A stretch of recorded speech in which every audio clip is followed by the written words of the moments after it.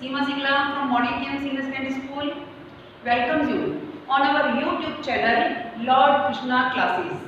Today's our topic is a poem, How to Tell Wild Animals, written by Carolyn Wells. This is a humorous poem. It suggests some dangerous ways to identify wild animals. The poet gives a beautiful description of the Asian lion, the Bengal tiger, and the leopard. She also points out to the bear, the hyena, the crocodile, and the chameleon. Let's read out the poem and look at its rhyming scheme and the poetic devices. If ever you should go by chance to the jungles in the east, and if there should to you advance a large and tawny beast, if he roars at you as you are dying, you will know it is the Asian lion. In this first stanza, the poet is introducing the Asian lion, the king of the jungle.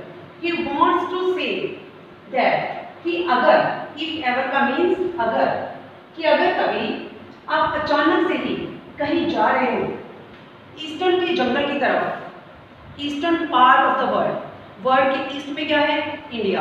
तो अगर आप India में कहीं घूम रहे हो India के जंगल में और वहां आपको आगे बढ़ता हुआ कोई मिल जाता है, कोई वाइल्ड बीस्ट जो कि आपकी तरफ एडवांस कर रहा है, तो वो कितना है? काफी ज्यादा बड़ा है और उसका जो कलर है tawny means yellowish brown colour, कि कोई येलोइश ब्राउन कलर का बड़ा सा जो बीस्ट है, जो एनिमल है, वो आपकी तरफ एडवांस कर रहा है, आपकी तरफ बढ़ रहा है।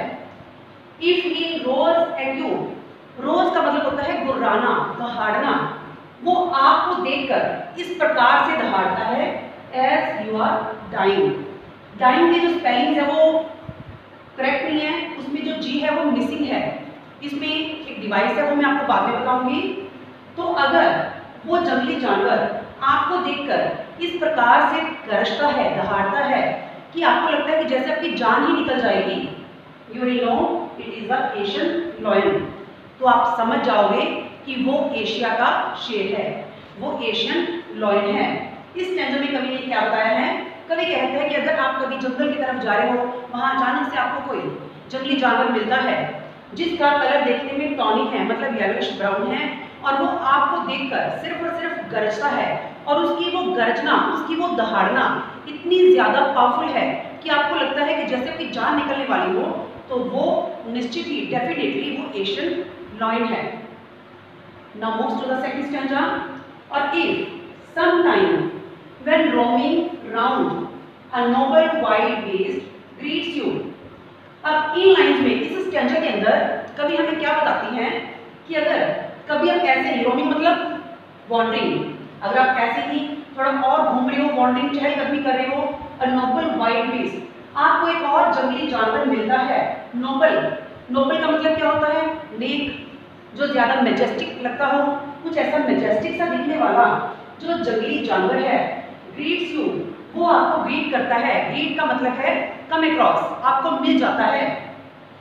With black stripes on A yellow ground. Yellow brown का मतलब उसकी जो येलो कलर की स्किन है, उसकी येलो स्किन के ऊपर ब्लैक कलर की स्ट्राइप्स हैं, मतलब ब्लैक धारियां हैं। Just notice means be careful, तो ध्यान रखना। इफ ही ईट्स यू, कि कहीं वो आपको खा ना जाए। This simple rule will help you learn the Bengal tiger to discern. Discern means identify. तो आप जान जाओगे, ये सिंपल सा जो रूल है वो आपको ये जानने में मदद कर देगा कि वो ऐसा ब्लैक स्ट्राइप्स वाला जो जानवर है वो क्या है? बंगाल टाइगर। अब इन दोनों स्टैंजास के अंदर कवि ने क्या डिफरेंस बताया है कि जो एशियन लायन है वो तो आपको देखकर सिर्फ रोवर्स करेगा, लेकिन सेकंड स्टैंजा के अंदर क्या बताया है कि जो बंगाल टाइगर है वो देखते ही आपको खाने के लिए झपट पड़ेगा। Let's move to the third stanza. If strolling forth a beast you view, whose hide with spots is peppered, as soon as he has leapt on you, you the leopard. तो इस स्टैंजा के अंदर कवि हमें बताती हैं stalling. Stalling का means wandering. Fourth meaning थोड़ा सा और आगे, फॉरवर्ड, कि अगर आप थोड़ा सा और आगे बढ़ते हो जंगल में और वहां आपको एक जानवर नजर आता है whose height, हाइट का मतलब है चिकना होता है, लेकिन यहाँ हाइट का मतलब क्या है? स्किन, बॉडी, जिसकी बॉडी के ऊपर, जिसकी खाल के ऊपर, पेपर का मतलब वैसे हम बोलते हैं जो काली मिर्च होती है, लेकिन यहाँ पे क्या है? कवर्ड विथ स्पॉट्स, जिसकी जो चमड़ी है, जिसकी जो स्किन है, उसके ऊपर ब्लैक कलर के स्पॉट्स, गोल गोल बिंदियां सी बनी हुई हैं। As soon as he has leapt on you, you will know it's a leopard. जैसे ही ये वाइल्ड बीस्ट आपको देखेगा, देखते ही वो आपके ऊपर लेफ्ट करेगा। लेफ्ट मीन्स पाउंस्ड, झपट्टा मारना। वो आपके ऊपर झपट्टा मारेगा, यू विल नो, तो आप जान जाओगे कि वो क्या है? लेपर्ड, कि वो लेपर्ड है। विल नो इसका मतलब क्या है? It will do no good to roar with pain, he'll only leapt and leapt again। वो कहता है इस लाइन के अंदर भी हम क्या बताती हैं कि अगर आप उसको देखकर, यानी कि जब वो आपके ऊपर झपट्टा मारेगा, आपके ऊपर पाउंस करेगा, अगर आप उसको देखकर दर्द के मारे कराहते हो तो इसका कोई फायदा नहीं है। There will be no use of crying with pain। तो ऐसा करने से वो आपके ऊपर और भी ज्यादा पाउंस करेगा, वो आपको और भी ज्यादा खाने की कोशिश करेगा। If when you are walking around your yard, you meet a creature there। अब इस स्टैंजा में हम क्या देखते हैं कि अगर कभी आप अपने यार्ड का मतलब क्या है? अपना ही घर, अपने घर के आसपास आप रोमिंग कर रहे हो, वॉकिंग कर रहे हो, घूम रहे हो, और वहां आपको एक ऐसा क्रीचर मिलता है, प्राणी, ऐसा प्राणी नजर आता है who hugs you very very hard, be sure it is a bear।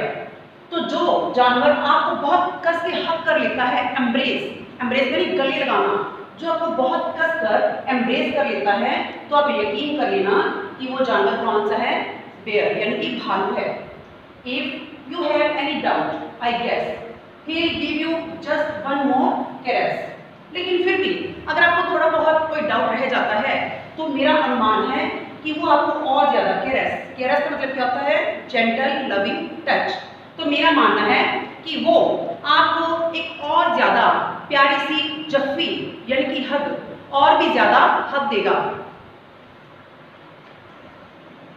I am not sure about this fact.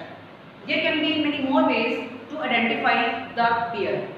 This is only the poet's opinion कि जब भी कोई भालू मिलता है वो आपको हक कर लेता है, तो आप ये मत करना कभी कि आप कहीं कहीं भालू से मिलो और वहां जाके आप उसको हक करने की कोशिश करो। कि पोइट ने ये दिखाने की कोशिश की है कि जो भालू होता है वो हार्मलेस होता है, तो हमें इस भ्रम में नहीं रहना। Though to distinguish beasts of prey, a novice might nonplus। यहाँ पे हमें देखना है novice और nonplus। novice means new to a job, inexperienced person। nonplus का मतलब होता है puzzled और confused। distinguish means differentiate करना। तो इसमें पॉइंट हमें बताती है कि जब भी हमें शिकारी जानवरों के बीच में डिफरेंस बताना होता है, तो उस डिफरेंस को बताने के लिए जो कोई इनएक्सपीरियंस पर्सन होता है वो पजल या कंफ्यूज हो सकता है। एक ऐसा इनएक्सपीरियंस पर्सन जिसने कभी आज तक शिकारी जानवरों को फेस टू फेस ना देखा हो। The crocodiles you always may tell from hyena girls, कि जो डिफरेंशिएट हमने करना होता है हाइना और क्रोकोडाइल के बीच में, मगरमच्छ और हाइना के बीच में अगर हमने कोई अंतर बताना है तो वो एक नॉविस यानी कि इनएक्सपीरियंस पर्सन कैसे बताएगा। हाइना कम्स विद मैरी स्माइल्स। हाइना की पहचान कवि ने क्या बताई है हमें? कवि कहता है कि जब भी हम किसी हाइना को देखेंगे तो उसके फेस पे हमेशा एक हैप्पी स्माइल होगी। But if they weep they are crocodile. लेकिन अगर उसके चेहरे पे आंसू नजर आते हैं, उनकी आंखों से टीयर्स शेड हो रहे हैं, तो वो हाइना नहीं बल्कि वो कौन होगा? क्रोकोडाइल्स होगा। तो क्या हमने ऐसा कभी देखा कि क्रोकोडाइल की आंखों में आंसू होते हैं? तो यहाँ पे वो क्या कहना चाहता है कि क्रोकोडाइल जब भी अपने किसी प्रे को, अपने शिकार को खाता है तो उसकी आंखों से पानी निकलने लगता है, और हाइना कभी मुस्कुराती है, हमने कभी इस बात को नोटिस नहीं किया। The true chameleon is small. Chameleon means गिरगिट। गिरगिट की एक क्वालिटी होती है कि वो अपने नेचुरल कलर को अपने सराउंडिंग्स के अकॉर्डिंग चेंज कर सकती है। A lizard sort of thing. He hasn't any ears at all and not a single wing. तो यहाँ पे कवि हमें क्या बताती हैं कि जो एक असली कैमेलियन होती है वो एक लिजर्ड फैमिली की मेंबर होती है। देखने में बिल्कुल लिजर्ड की जैसी, छिपकली की जैसी लगती है, बड़ी छोटी सी होती है वो। उसके ना तो कोई कान होते हैं और ना ही उसके कोई विंग्स होती हैं, कोई पंख होते हैं जिससे वो उड़ सके। If there is nothing on the tree, this is the chameleon you see. अगर आपको लगता है कि आप किसी पेड़ के सामने खड़े हो और पेड़ पे आपको लगता है कि यहाँ पे कुछ मूवमेंट हो रही है, कुछ हिल रहा है, लेकिन फिर भी वहाँ पे कुछ दिख नहीं रहा, तो जान लो कि वहाँ पे गिरगिट यानी कि कैमेलियन है। अब इस पॉइंट को हमने अच्छे से पढ़ भी लिया है और जान भी लिया है। Now we move to its poetic devices and the rhyming scheme. अभी इसकी जो राइमिंग स्कीम है, in all stanzas the rhyming scheme is the same. जैसे कि राइमिंग स्कीम के अंदर जो हमारे लास्ट वर्ड है वो क्या है? प्रे। हमने इसको बोला A, and the second word is nonplus. Nonplus और प्रे आपस में राइम नहीं कर रहे हैं, तो इसका नाम क्या हो गया? B. And the third line, the last word is may. May और प्रे सेम राइमिंग दे रही हैं, तो इसका भी हमने ले लिया A. And the next word in next line is thus. Nonplus and thus, तो इसका नाम भी हो गया B. In fifth line, smile rhymes with nothing of them, so its name is C, and smile is rhyming with crocodile, its name is also C. तो इसकी rhyming scheme क्या बनती है? A B A B C C, A B A B C C। हमारी इस stanza की ये rhyming scheme है और यही सेम राइमिंग स्कीम हमारे सभी स्टैंजास की बन रही है। अब हम क्या देख रहे हैं? अब हम देखेंगे इसके पोएटिक डिवाइसेस के बारे में। पोएटिक डिवाइसेस के लिए हमने देखा है कि इसमें सबसे पहले तो एलिट्रेशन का यूज हो रहा है।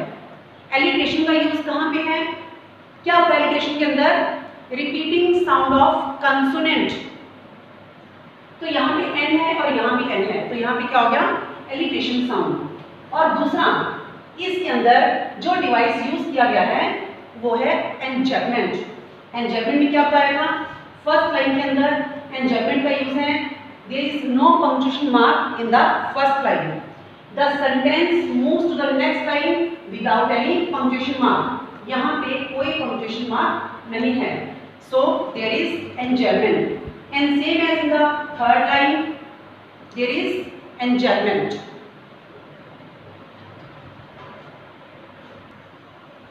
In these lines, I want to tell you one more thing. That is poetic license. Poetic license में क्या होता है कि जो सभी पोइट्स होते हैं उन पोइट्स को एक फ्रीडम होती है कि वो वर्ड्स के स्पेलिंग्स में चेंज कर सकते हैं। वो ऐसा क्यों करते हैं? टू मेक द राइमिंग और राइम स्कीम, ताकि जो उनकी पोइम है उस पोइम की जो रिदम है वो बनी रहे। इसके जो रियल स्पेलिंग है वो क्या होनी चाहिए? LEAPT, और इसके लेफ्ट के क्या होते हैं? LEAP।